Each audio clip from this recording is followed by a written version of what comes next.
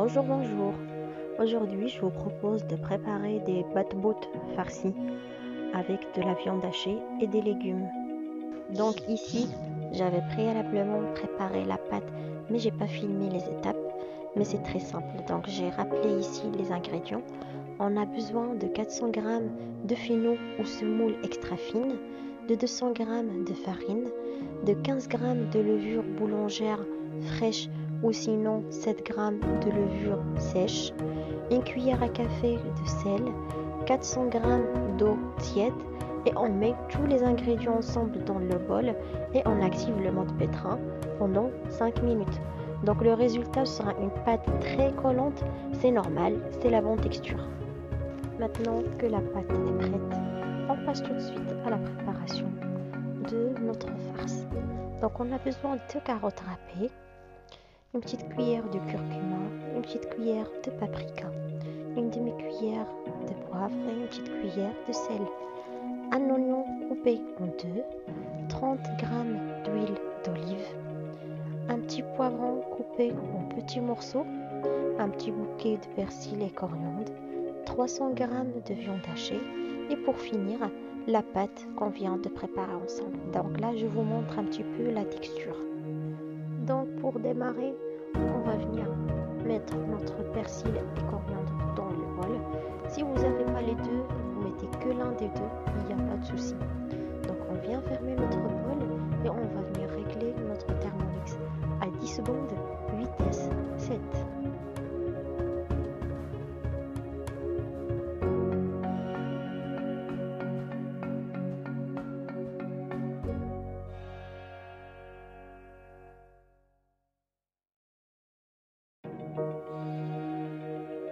Notre persil est haché, on va venir racler les parois et ensuite rajouter notre oignon. Et on va venir par la suite régler notre Thermomix à 5 secondes, vitesse 5.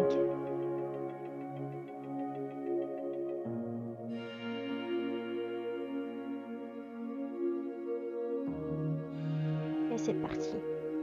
Donc voilà le résultat, à quoi ça ressemble notre oignon et persil haché.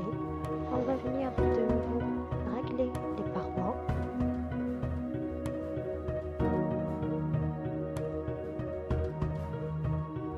Et on ajoute nos carottes râpées.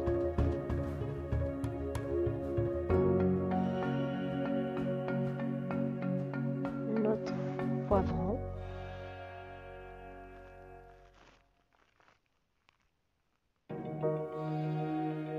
Nos épices.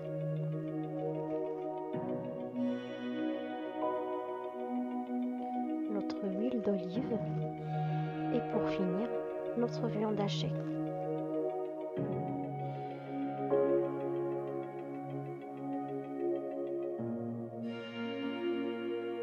On ferme notre bol et on vient régler notre Thermomix à 15 minutes, 120 degrés, vitesse 1, sens inverse.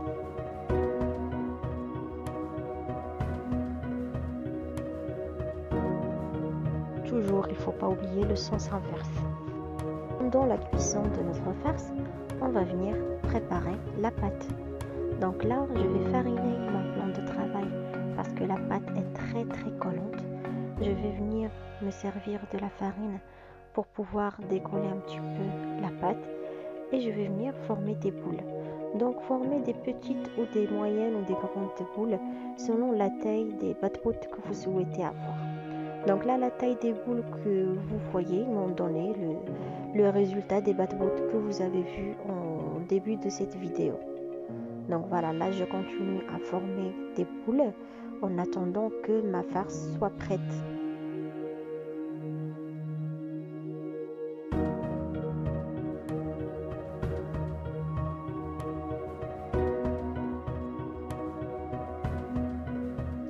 Et donc voici le résultat de ma farce qui est prête.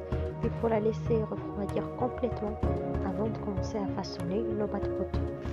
Là, je prends une boule que j'aplatis un petit peu du milieu. Je viens mettre ma farce à l'intérieur. Pour la quantité, je dirais 3 à 4 grandes cuillères de farce qu'on met dans chaque pièce de bat-bout. Et je commence à tirer la pâte de l'extrémité vers le milieu pour fermer les bat-bout. Ensuite, on va venir aplatir légèrement en farinant le plan de travail nos bat-bout. Il ne faut pas beaucoup les aplatir, sinon ça va coller. Donc on va vraiment les aplatir une fois les bat-bout sont placés dans la poêle. Il faudra les aplatir directement dans la poêle et pas sur le plan de travail. Sinon ça va se déchirer et après vous ne pouvez pas le transporter. Donc voilà, je l'aplatis. Une fois ça commence à prendre, je le retourne pour que ce soit cuit de l'autre côté aussi. Le fait que la pâte soit trop fluide, ça nous donne un résultat d'un bat-bout très moelleux et super bon. Donc voilà, de nouveau, j'insiste sur le fait qu'il faudra aplatir les bat-bout une fois mis sur la poêle et pas avant. Donc voilà, j'aplatis directement dans la poêle. Je vous montre de nouveau la préparation d'une autre bat-bout. Donc je viens mettre ma farce à l'intérieur et là je commence à fermer en partant de l'extrémité vers le milieu. Donc là c'est filmé par-dessus, on voit mieux. Donc vous voyez, on vient tirer de l'extrémité vers le milieu tout en serrant pour bien fermer la pâte.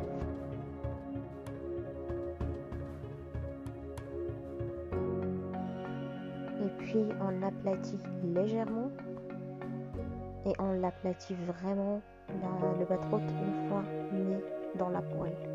Voici le résultat de notre bat-bout qui est super bon, super moelleux et super léger. Je vous conseille vraiment de le tester. Je vous dis, prenez soin de vous et à très bientôt.